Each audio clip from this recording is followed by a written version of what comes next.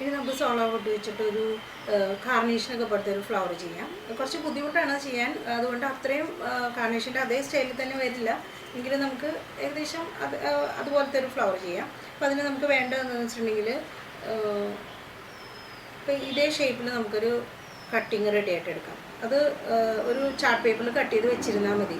അപ്പോൾ അതൊരു പെറ്റുള്ള ഷേപ്പ് അത് കണ്ടാൽ തന്നെ ഒരാൾക്ക് മനസ്സിലാവില്ല. വെറുതെ കൈ കൊണ്ട് വരച്ചിട്ട് ഇപ്പോൾ ഇതിൻ്റെ വലുപ്പം കൂടിയാലും കുറഞ്ഞാലും കുഴപ്പമില്ല. ഏകദേശം ഷേപ്പ് ഞാൻ വരച്ച് ഇങ്ങനെ കട്ട് ചെയ്തെടുക്കാൻ പറഞ്ഞിരുന്നുള്ളൂ. ചാർട്ട് പേപ്പറിൽ എടുക്കുക. ആ ചാർട്ട് പേപ്പർ വെച്ചിട്ട് തന്നെ ഇതുമ്പോൾ വെച്ച് നമുക്ക് കട്ട് ചെയ്തെടുക്കാം. അപ്പോൾ നമുക്ക് ഈ പീസ് ഇങ്ങനെ വെച്ചിട്ട് നല്ല വശം നോക്കി വെക്കുന്നതാണ് ഞാൻ.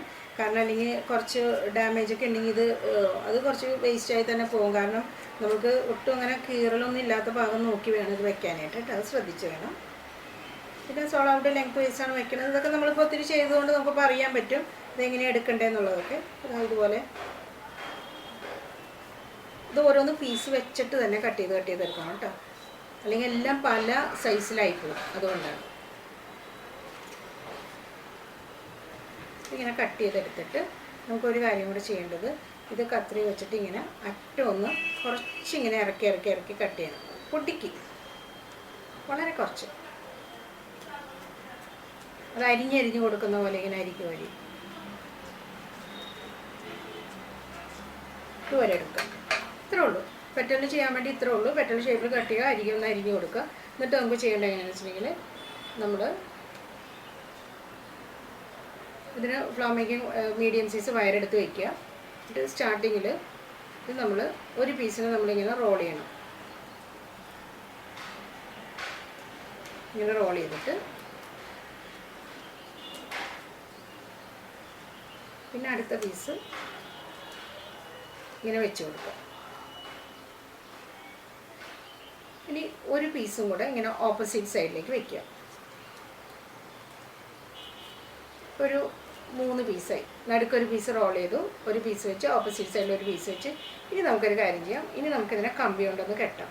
കാരണം നമ്മൾ മൊത്തം ഇതിനെ നമ്മൾ എടുത്തിട്ട് കമ്പി കൊണ്ട് കെട്ടാൻ നിൽക്കുമ്പോൾ ചിലപ്പോൾ അത്ര ഫിനിഷിങ് വരില്ല. അങ്ങനെ എടുത്താലും കുഴപ്പമില്ല, ചിലപ്പോൾ കയ്യിൽ നിന്ന് വിട്ടുപോകും.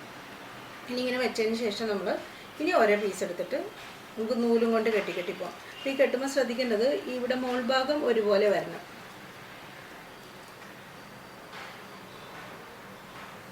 നൂലെടുത്തിട്ട്, നൂല് നമ്പർ 10 ആണ്. നമ്മൾ സാധാരണ എല്ലാ പ്രാവശ്യം ചെയ്യുന്ന പോലെ തന്നെ ഈ നൂലും ഫ്ലവർ ടേപ്പ് ഇതൊക്കെ സെയിം തന്നെയാണ് നമ്മൾ യൂസ് ചെയ്യണത്. സോളാർ വുഡാണ്, കമ്പി സെയിം ആണ്. നമ്മൾ ഓരോ ഫ്ലവറിന് മാത്രമേ വ്യത്യാസമുള്ളൂ, അതിൻ്റെ കട്ടിങ്സ് എല്ലാം വ്യത്യാസമായിട്ട് വരുന്നത് മാത്രമേ ഉള്ളൂ. ഓരോ പെറ്റലിനെ നമ്മൾ ഇങ്ങനെ കെട്ടി പോകണം. ഇനി പെറ്റൽസ് വെക്കുന്നത് നമ്മളുടെ ഇഷ്ടമാണ്. ഒരു 7, 8, 9 നമ്മുടെ ഇഷ്ടം. നമുക്ക് ആവശ്യത്തിന് വലുപ്പം അനുസരിച്ച് ഇതിൻ്റെ പെറ്റൽസിൻ്റെ എണ്ണം കൂട്ടിക്കൊണ്ടിരിക്കാം. ഇത് നമുക്ക് അറേഞ്ച്മെൻറ്റ്സിന് ഒരു 10 ഫ്ലവറൊക്കെ ഉണ്ടെങ്കിൽ നല്ലൊരു അറേഞ്ച്മെൻറ്റ് നമുക്ക് റെഡിയാവും. ഇത് കെട്ടുന്നത് വളരെ സൂക്ഷിച്ച് വേണം, കാരണം മുറിഞ്ഞ് പോകരുത്. അതൊക്കെ ഒന്ന് ശ്രദ്ധിക്കണം.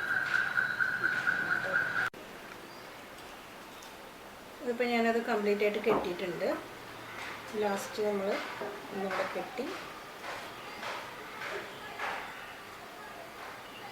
വളരെ നല്ല ഭംഗിയുള്ളൊരു ഫ്ലവറാണ് നമുക്ക് കിട്ടുന്നത്.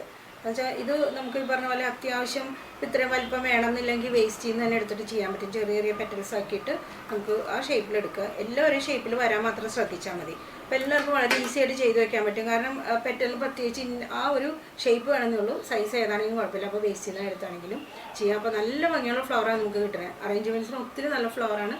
ഇതെല്ലാവരും ഒന്ന് ചെയ്ത് നോക്കണം.